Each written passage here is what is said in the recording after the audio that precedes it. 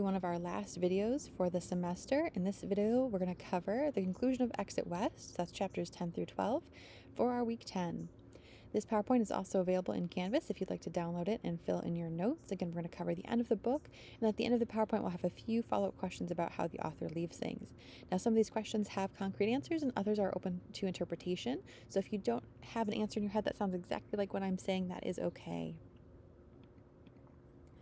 So our first section here, so we're picking up in chapter 10, when Nadia and Saeed get settled in Marin, about how long has it been since they left home? That's something I want you to look up for yourself in the book. It might be longer than you think it's been that they've been traveling. Going on to here, why did the author include the scene where Saeed and Nadia smoke together in Marin? For a lot of readers, this seems to be a scene that's a callback to when they first were trying psychedelic mushrooms together when they were in their home country. So when they were first dating and bonding together through that event and that kind of vulnerability that it takes to do that together. And so we have them going back to that here, that they're taking an evening together to do this, and they're trying to kind of recapture that closeness that they had. Going on to question 3, what does Saeed notice about the people who seem the most determined to claim that they are natives? So now they're in the US and they're noticing that there are people who want to say that they are natives, but maybe they're not really Native Americans. They're Americans whose ancestors probably came from somewhere else, and they're the descendants of those migrants or those immigrants. And so that's what Saeed's kind of noticing, that the people who are the most determined to say that they are natives aren't exactly natives. They came somewhere down the line from somewhere else as well. So everyone is kind of in this melting pot. Everyone's kind of new at some point in history. Going on to 4, Saeed has until this point been drawn towards people from his homeland. Why does the African American preacher make an impression on him? So why is he drawn to this man? And this is something that, again, you can come up with your own answer for. What's appealing about attending these sermons? Going on to number 5, what makes Saeed feel guilty? This is when he begins to have a sort of friendship with the preacher's daughter and is afraid that he's attracted to her because he's still with Nadia. And do you think Nadia notices this?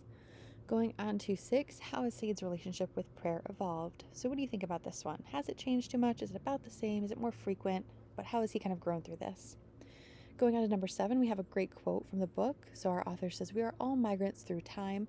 And he's reminding the reader that even if you haven't traveled the world, even if you haven't become a migrant, that you are still traveling through time. We can't stop the passage of time. Things will change around you, or you will change. And so we're all passing through that together. And number 8 here, whose idea is it to part ways? Why is that the person who is able to make that decision and leave? So it is Nadia who kind of initiates the breakup and is able to leave. And she goes to live at the co-op where she's been working. So because she works there, she's able to have lodging. And for Saeed, it would be harder for him to move out. So we're kind of seeing here a parallel back to the start of the book where Saeed was living with his parents and hadn't chosen to move out. And Nadia had made the decision to leave her family and now is here leaving the closest thing she has to family, which is Saeed.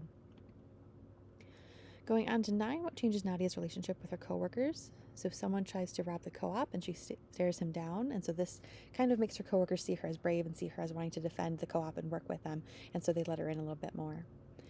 Going on to 10, who does Saeed start seeing? Who does Nadia start seeing? And this is a question that you might see on the exam. You might see one of these on there. So Saeed starts seeing the preacher's daughter and Nadia starts seeing the cook from the co-op. So they each start a new relationship and kind of a new phase of their lives here. Going on to 11, why might the author have included the brief story of the maid who refuses to leave her home? So throughout the story, we've had these different jumps to other characters who are never really named, who are going to new places or who meet someone who's been traveling. And the maid in this section doesn't want to leave her home. She wants to stay where she is. Going on to 12, when Saeed and Nadia meet up again in the final chapter, how many years have passed since they last saw each other? That's going to be 50 years. That's another question that might come up on the test. And why do you think they meet in the country where they were born? So we can guess that maybe by the time they reconnect with each other, that it's easier for people to use the doors or know for sure where the doors are going to leave them. So it's likely that Saeed and Nadia are living in different countries, but have both come back to meet up there, since we don't have any hints that they've both moved home or moved to that country again as adults. So they've gone back to visit each other and then are going to part, and they talk as if they're going to meet up again, maybe to do some traveling like they had talked about when they were younger, to go to those kind of dream destinations. But it's likely that this is kind of a what if, a kind of happy thought to part with instead of making a very final goodbye. So some follow-up questions here. In the final chapters of the book, what role does social media play in Saeed and Nadia's lives? And how is the use of technology bittersweet? So again, an open-ended question for you to think about as we get to the end of the story here.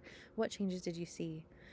Going on to our next one here, the preacher's daughter shows Saeed a device that could be used during elections. How did you picture this advice, or sorry, this device? What do you think it could be?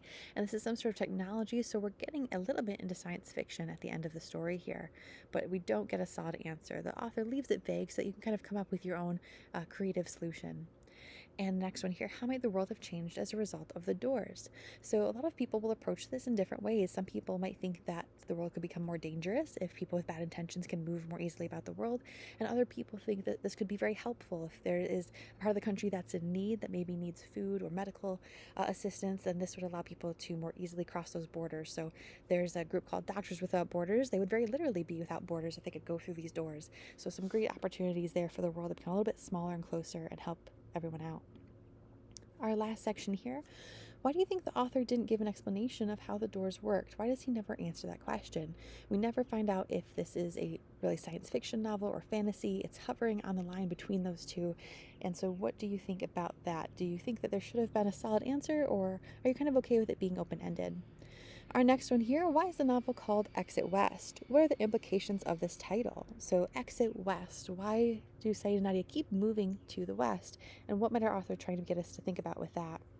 And then lastly, this novel was published in 2017, and in 2020, and I should have updated this to 2021, it is still relatable. How much longer do you think this book will be relatable, and why? So do you think this will still be relatable 5 years from now, or do you think it's kind of going to run out of its relatableness? So that's kind of up to you to think about a little bit here. So with that, we are going to wrap up our video on Exit West. Exit West will be one of our topics on the exam, so make sure that you go check out the final exam review video as well, and have a good rest of your week.